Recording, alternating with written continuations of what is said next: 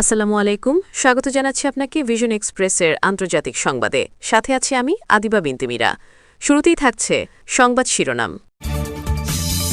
Iran Israel উত্তেজনার মধ্যেই ইরানকে এবার ৭০০ মিসাইল দেওয়ার ঘোষণা দিয়েছে চীন, আর এই মিসাইলগুলো ব্যবহার করা হবে ইরান ইসরায়েল যুদ্ধ বাদলে।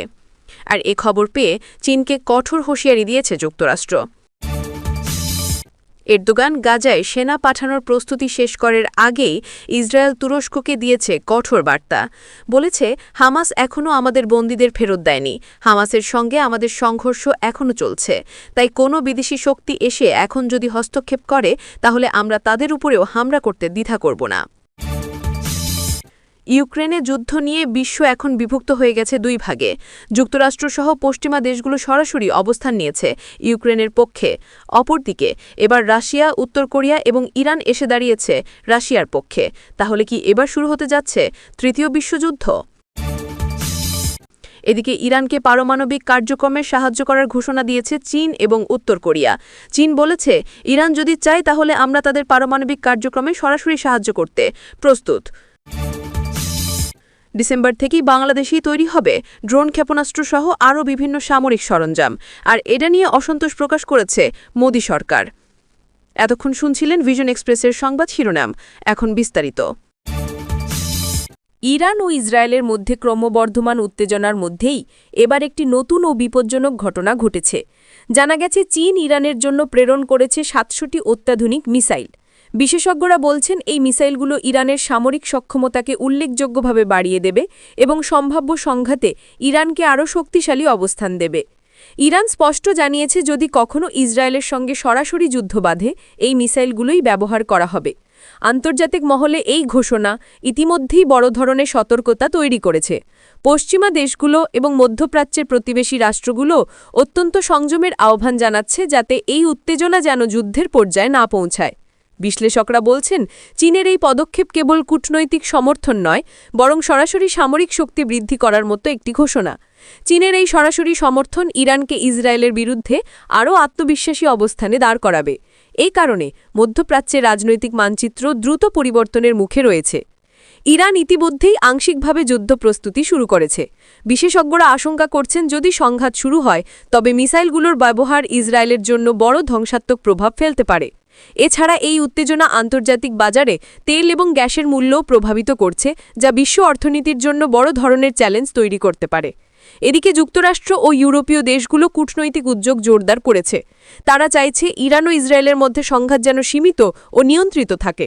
কিন্তু চীনের এই সরাসরি সমর্থন ও মিসাইল সরবরাহ পরিস্থিতি আরও জটিল করে তুলেছে। বিশেষজ্ঞরা বলছেন, এই মুহূর্তে মধ্যপ্রাচ্যে যে কোনো ছোট ঘটনার পরিণতি বড় ধরনের সংঘাতে পরিণত হতে পারে।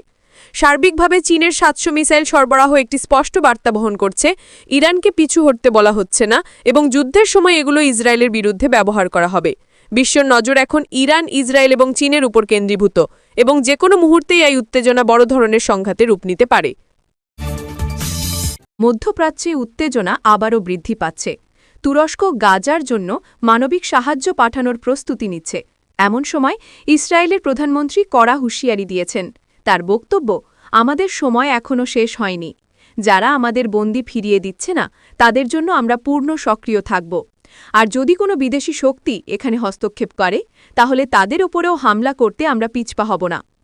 এই মন্তব্যের পরেই মধ্যপ্রাচ্যে উত্তেজনা আরও তীব্র হয়েছে। আন্তর্জাতিক পর্যবেক্ষকরা মনে করছেন, এই ধরনের কড়া বক্তব্য পরিস্থিতিকে আরও অস্থিতিশীল করে তুলতে পারে। তুরস্ক এখন ভাবছে কিভাবে তারা গাজায় সাহায্য পাঠাতে পারবে এবং সেই সঙ্গে সংঘাতকে এড়ানো যাবে। তুরস্ক ইতিমধ্যেই বিভিন্ন আন্তর্জাতিক সংস্থা ও মানবিক সংস্থার সঙ্গে যোগাযোগ শুরু করেছে। তারা চায় গাজার সাধারণ মানুষের জন্য ত্রাণ ও চিকিৎসা সহায়তা পৌঁছানো এবং নিরাপদ পরিবেশ নিশ্চিত করা। তবে ইসরায়েল স্পষ্ট করেছে, তারা কোন দেশের বাহিনী গ্রহণযোগ্য হবে তা তারা নিজেই নির্ধারণ করবে। এই দ্বন্দ্বের কারণে কূটনৈতিক চাপ বাড়ছে এবং পরিস্থিতি দিন দিন জটিল হচ্ছে। এদিকে আন্তর্জাতিক মহলও সতর্ক অবস্থান নিয়েছে। জাতিসংঘ সহ বিভিন্ন মানবাধিকার সংস্থা গাজার জনগণের দুর্দশা নিয়ে উদ্বিগ্ন এবং অবিলম্বে মানবিক সহায়তা পৌঁছানোর আহ্বান জানাচ্ছে। কূটনৈতিক মহলে আলোচনার পাশাপাশি সম্ভাব্য সমাধান খোঁজা হচ্ছে, কিন্তু তুরস্কের সরাসরি অংশগ্রহণ এবং ইসরায়েলের কড়া অবস্থান, এ দুটো মিলিয়ে পরিস্থিতি এখন অত্যন্ত সংবেদনশীল। সংক্ষেপে বলা যায় তুরস্কের মানবিক উদ্যোগ এবং ইসরায়েলের কড়া হুঁশিয়ারি এ দুটো মিলিয়ে মধ্যপ্রাচ্যের নতুন এক উত্তেজনাপূর্ণ পরিস্থিতি তৈরি করছে। সামনের দিনগুলোতে কূটনৈতিক মহড়া এবং আন্তর্জাতিক চাপ কিভাবে সমাধান আনবে সেটাই এখন নজরকাড়া। ইউক্রেনে যুদ্ধ নিয়ে বিশ্ব এখন বিভক্ত। পুরো বিশ্বের কূটনৈতিক মানচিত্রে এখন দেখা যাচ্ছে দুই বড় শিবির গড়ে উঠছে। একদিকে রয়েছে যুক্তরাষ্ট্র ও পশ্চিমা দেশগুলো, যারা সরাসরি ইউক্রেনের পাশে অবস্থান নিয়েছে। তারা একযোগে ইউক্রেনকে সামরিক ও অর্থনৈতিক সহায়তা দিয়ে দেশটিকে রাশিয়ার আগ্রাসনের মোকাবিলায় শক্তিশালী করার চেষ্টা করছে। এদিকে রাশিয়ার পাশে এসে দাঁড়িয়েছে কয়েকটি দেশ। উত্তর কোরিয়া, চীন, ইরান এবং আরও কিছু মুসলিম দেশ স্পষ্টভাবে জানিয়েছে, যদি যুক্তরাষ্ট্র ইউক্রেনে তাদের সহায়তা আরও বাড়ায় তাহলে তারা রাশিয়াকে সামরিক ও কূটনৈতিকভাবে সহায়তা প্রদান করবে। এই দ্বিধাদ্বন্দ্বের মধ্যেই পুরো বিশ্বের নিরাপত্তা পরিস্থিতি ক্রমেই উত্তেজনাপূর্ণ হয়ে উঠছে। যুক্তরাষ্ট্র ইতিমধ্যেই ইউক্রেনে অত্যাধুনিক অস্ত্র পাঠাচ্ছে। ট্যাঙ্ক, হেলিকপ্টার, প্রতিরক্ষা ব্যবস্থা এবং বিভিন্ন রকমের সামরিক সরঞ্জাম সরবরাহের মাধ্যমে তারা ইউক্রেনকে শক্তিশালী করার চেষ্টা করছে। একই সঙ্গে পশ্চিমা দেশগুলো আর্থিক ও কূটনৈতিক চাপও তৈরি করছে রাশিয়ার বিরুদ্ধে। রাশিয়ার মিত্ররা এবার সরাসরি হুমকি দিয়ে বলছে, যদি পশ্চিমা দেশগুলো যুদ্ধক্ষেত্রে আরও আগ্রাসী হয়ে ওঠে তারা রাশিয়াকে সমর্থন জানাবে। চীন এবং উত্তর কোরিয়া ইতিমধ্যেই জানিয়েছে, যদি যুক্তরাষ্ট্র তাদের সহায়তা বাড়ায় তাহলে তারা সামরিক সরঞ্জামের পাশাপাশি সেনা ও প্রশিক্ষণ দিয়ে রাশিয়ার পক্ষে যুদ্ধ করবে। বিশেষজ্ঞরা সতর্ক করে বলছেন, এই দ্বিমুখী সমর্থন পুরো বিশ্বকে একটা নতুন উত্তেজনার দিকে ঠেলে দিতে পারে। ছোট ধরনের সংঘাতও যদি বড় আকার নেয় তবে তা হয়তো শুধু ইউক্রেন বা রাশিয়ার সীমার মধ্যে সীমাবদ্ধ থাকবে না। বড় আন্তর্জাতিক সংকট ও তৃতীয় বিশ্বযুদ্ধের আশঙ্কা বাড়ছে। এদিকে সাধারণ মানুষ উদ্বিগ্ন। ইউক্রেনের নাগরিকরা প্রতিদিনের হামলা ও ক্ষয়ক্ষতির মুখোমুখি, অন্যদিকে বিশ্বনেতারা কূটনৈতিক ও সামরিক সিদ্ধান্ত নিয়ে ব্যস্ত। এর ফলে একদিকে যুদ্ধ চলতে থাকলেও অন্যদিকে বিশ্ব অর্থনীতি, শক্তি সরবরাহ ও খাদ্য নিরাপত্তা সবই এখন সংকটে। বিশ্বের এই বিভাজন শুধু রাজনৈতিক নয়, সামরিক ও কূটনৈতিকভাবে পুরো মানচিত্রে প্রভাব ফেলছে। আগামী কয়েক সপ্তাহ বা মাসে যে কোনো মুহূর্তে পরিস্থিতি আরও উত্তপ্ত হয়ে উঠতে পারে। আন্তর্জাতিক সম্প্রদায়ের নজর এখন পুরো ইউক্রেন যুদ্ধের দিকে নিবদ্ধ। এই যুদ্ধ শুধু ইউক্রেন বা রাশিয়ার মধ্যে সীমাবদ্ধ থাকবে না, বরং বিশ্বকে একটি নতুন ধরনের দ্বিমুখী সংঘাতের দিকে ঠেলে দিতে পারে। আজকের পরিস্থিতি নির্দেশ করছে, যুদ্ধ এখন শুধু সীমান্তে নয়, পুরো বিশ্ব কূটনীতির মঞ্চেও লড়াইয়ে পরিণত হয়েছে। বিশ্বের উত্তেজনা ক্রমেই বাড়ছে। ইউক্রেন, মধ্যপ্রাচ্য এবং এশিয়ার পরিস্থিতি এমন এক অবস্থায় পৌঁছেছে যেখানে তৃতীয় বিশ্বযুদ্ধের শঙ্কা আবারও সক্রিয় হয়ে উঠেছে। এরই মধ্যে নতুন এক পরিস্থিতি তৈরি হয়েছে ইরানকে ঘিরে। ইরানকে এবার পারমাণবিক কার্যক্রমে সাহায্য করার ঘোষণা এসেছে উত্তর কোরিয়া এবং চীনের পক্ষ থেকে। চীন স্পষ্টভাবে জানিয়েছে, ইরান এখন আর পারমাণবিক সংস্থার আইনের সীমার মধ্যে নেই। ইরান চাইলে সরাসরি চীনের কাছ থেকে পারমাণবিক প্রযুক্তি এবং কার্যক্রমে সহায়তা নিতে পারবে। চীন এক বিবৃতিতে বলেছে, আমরা আমাদের বন্ধুদের সাহায্য করার জন্য সবসময় প্রস্তুত। আমরা আমাদের বন্ধুর শক্তি বাড়াতে সবসময় পাশে থাকি। বিশ্লেষকরা মনে করছেন, এই পদক্ষেপ শুধু ইরানের সামরিক সক্ষমতাকেই বাড়াবে না, বরং মধ্যপ্রাচ্যে উত্তেজনার মাত্রা আরও তীব্র করবে। ইরান এবং ইসরায়েলের মধ্যে উত্তেজনা ইতিমধ্যেই সীমাহীন পর্যায়ে পৌঁছেছে। এখন যদি চীনের সরাসরি সমর্থন যোগ হয় তাহলে সম্ভাব্য সংঘাতের সম্ভাবনা আরও বাড়তে পারে। উত্তর কোরিয়াও ইরানের পাশে থাকার ঘোষণা দিয়েছে। কিম জং উনের সরকার জানিয়েছে, ইরান যখনই প্রয়োজনে আমাদের সাহায্য চায়, আমরা কূটনৈতিক ও সামরিকভাবে সম্পূর্ণ সমর্থন প্রদান করতে প্রস্তুত। আন্তর্জাতিক মহলে এই পদক্ষেপকে এক নতুন ভূরাজনৈতিক চ্যালেঞ্জ হিসেবে দেখা হচ্ছে। বিশ্ব সম্প্রদায়ের বিভিন্ন দেশ ইতিমধ্যেই এই পরিস্থিতি মনিটর করছে।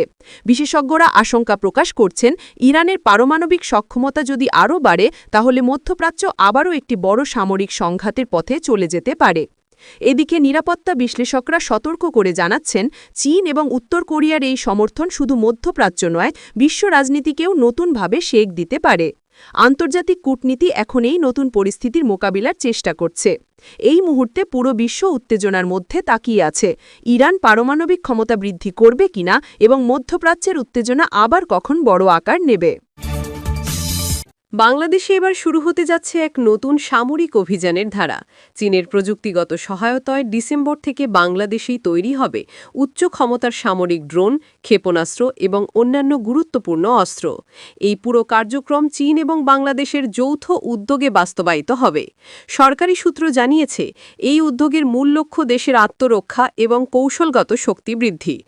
আমরা আমাদের নিরাপত্তা নিশ্চিত করতে সর্বাত্মক প্রস্তুত। কেউ যদি অসন্তুষ্ট হয় বা বাধা সৃষ্টি করার চেষ্টা করে, তবে আমাদের কিছু করার নেই বলেছে বাংলাদেশের প্রতিরক্ষা মন্ত্রণালয়। এই খবরের পর প্রতিবেশী দেশ ভারত প্রকাশ করেছে অসন্তোষ। ভারত মনে করছে এই সামরিক উদ্যোগ আঞ্চলিক ভারসাম্যকে বিঘ্নিত করতে পারে। তবে বাংলাদেশের পক্ষ থেকে স্পষ্ট করা হয়েছে, এটি কেবল আত্মরক্ষার প্রচেষ্টা এবং আন্তর্জাতিক আইন ও নৈতিকতার মধ্যে পরিচালিত হবে। একই সময় আন্তর্জাতিক পর্যবেক্ষকরা বলছেন, চীনের সরাসরি সহায়তায় বাংলাদেশের সামরিক সক্ষমতা বৃদ্ধি হতে পারে। বিশেষ করে বোমা ক্ষেপণাস্ত্র উৎপাদন ক্ষেত্রে চীনের প্রযুক্তি গুরুত্বপূর্ণ ভূমিকা রাখবে। এর ফলে বাংলাদেশ সামরিক ও কৌশলগত শক্তি হিসেবে আরও দৃঢ় অবস্থানে আসতে পারে। এদিকে এই অঞ্চলে ইতিমধ্যেই উত্তেজনা বেড়ে চলেছে। সাম্প্রতিককালে দক্ষিণ এশিয়ার অন্য প্রতিবেশী দেশগুলোর সঙ্গে সামরিক শক্তি বাড়ানোর দিকেও মনোযোগ বাড়ছে। বিশেষজ্ঞরা বলছেন, বাংলাদেশ এবং চীনের যৌথ উদ্যোগে সামরিক উৎপাদন শুরু হলে আঞ্চলিক দ্রুতনৈতিক সম্পর্কেও নতুন চাপ তৈরি হতে পারে। বাংলাদেশের প্রতিরক্ষা বিশ্লেষকরা মনে করেন, এটি কেবল প্রতিরক্ষা প্রকল্প নয়, বরং দীর্ঘমেয়াদী কৌশলগত শক্তি বৃদ্ধি এবং প্রযুক্তিগত সক্ষমতা অর্জনের একটি বড় ধাপ। তাই আগামী মাসগুলোতে বাংলাদেশ, চীন এবং প্রতিবেশী দেশগুলোর মধ্যে দ্রুতনৈতিক আলোচনার তীব্রতা বাড়ার সম্ভাবনা রয়েছে।